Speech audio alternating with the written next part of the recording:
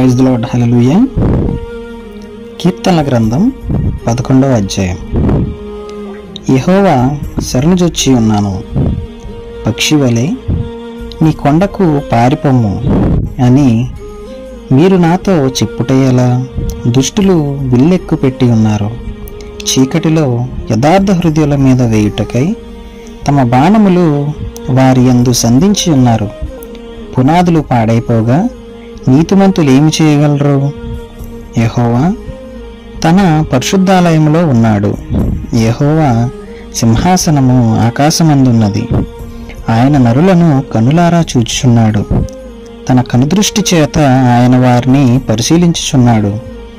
యెహోవా నీతిమంతులను పరిశీలించును, దుష్టులను బలాత్కారాసక్తులను ఆయనకు అసహ్యులు. దుష్టుల మీద ఆయన ఉరులు కురిపించును, అగ్నిగంధకములను వడగాలియు వారికి పానీయ భాగమగును.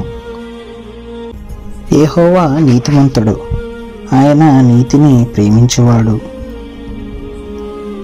యథార్థవంతులు ఆయన ముఖదర్శనము చేసెదరు. ఆమేన్. ఈ యొక్క 11వ అధ్యాయంలో కీర్తనకారుడు ఒక క్వశ్చన్ చేశారు.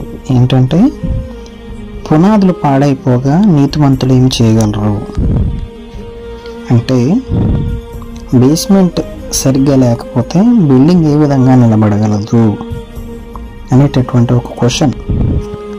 నిజమే కదండి.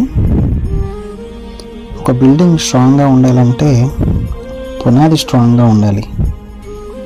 నీతిమంతుడు స్ట్రాంగ్గా ఉండాలంటే వారి యొక్క బేస్మెంట్ అనేది స్ట్రాంగ్గా ఉండాలి. దేవుడు ఆకాశం నుండి కనులారా నరులను చూస్తున్నారంట. ఆయన తన కనుదృష్టితో మానవులందరినీ పరిశీలిస్తున్నారంట.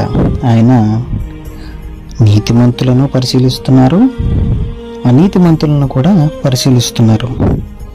కానీ ఒక్క డిఫరెన్స్ ఏంటంటే, ఆయనకి అనీతిమంతులు అసహ్యులు, నీతిమంతులు ఆయనకి అతి ప్రియులు.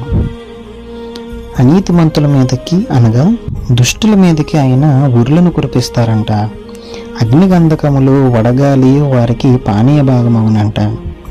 ఏ విధంగా అయితే సొదొమ గొమొర్రా పట్టణంలో దుష్టత్వం పెరిగిపోయి అనీతిమంతులు పెరిగిపోయారో, వారిని సంహరించడానికి అగ్నిగంధకాలు ఏ విధంగా కురిపించారో, అదే రీతిగా దుష్టుల మీద ఆయన ఉరులను కురిపించును అని 11వ అధ్యాయం 6వ వచనంలో సెలవిచ్చాడు. అదే రీతిగా నీతిమంతులను పరిశీలిస్తాడు, నీతిమంతుల్ని ఆయన ప్రేమిస్తాడు అని సెలవిచ్చారు. ఎందుకంటే నీతిమంతుడు ముందు మొదటగా ఆయన నీతిని, ఆయన రాజ్యాన్ని మొదట వెతుకుతారు కాబట్టి. అందుకే 7వ వచనంలో సెలవిచ్చాడు, యెహోవా నీతిమంతుడు, ఆయన నీతిని ప్రేమించువాడు. కాబట్టి ఆయన నీతిని ప్రేమిద్దాం, ఆయనను ప్రేమిద్దాం, నీతిమంతులుగా జీవిద్దాం, యథార్థంగా జీవిద్దాం. కాబట్టి కొద్ది మాటలు దేవుడు మన వెనుకల్లో దీవించునుగాక. Amen. God bless you all. Thank you for watching.